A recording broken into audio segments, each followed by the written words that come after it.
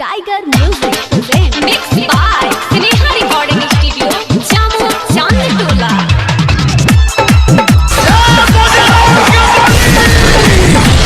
मैं इस देश का हनुमान हूँ और ये देश मेरा राम है।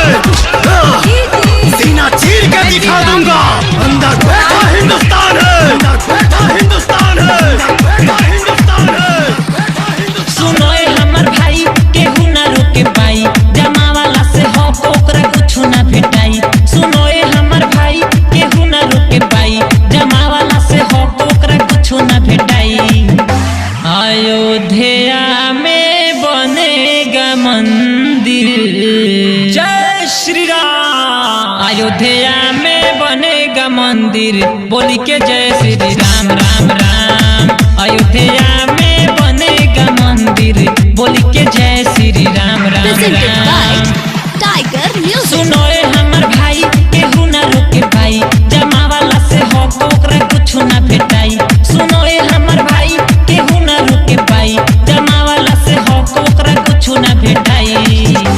अयोध्या में बनेगा मंदिर, जय श्री राम। अयोध्या में बनेगा मंदिर, बोली के जय श्री राम राम राम।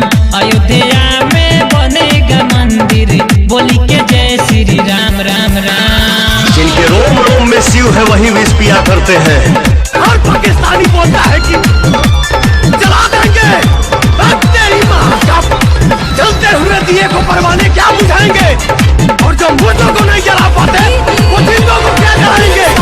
मेरा हिंदुस्तान जिंदाबाद था, होगा रहेगा, होगा रहेगा, होगा रहेगा। हाँ ढेर दिन के बाद दबावे फैसला आई लहू, ढेर दिन के बाद दबावे फैसला आई लहू। गाँव के हर घर में नारा राम के सुनाई लहू। सच सच कही सुनो हमर भाई, श्री राम जी के झंडा वही जला हराई। सच सच कही सुनो हमर भाई, श्री राम जी के झंडा वही जला हराई। अयोध्या में बनेगा मंदिर, जय श्री राम। अयोध्या में बनेगा मंदिर, बोली के जय श्री राम राम राम।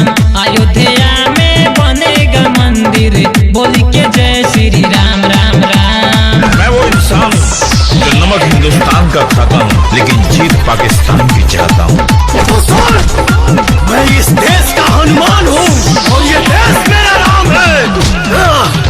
सीना चीर के दिखा दूंगा, अंदर बैठा हिंदुस्तान है, अंदर बैठा हिंदुस्तान है, अंदर बैठा हिंदुस्तान है, अंदर बैठा हिंदुस्तान है। Sneha recording studio Jamu Chandtola.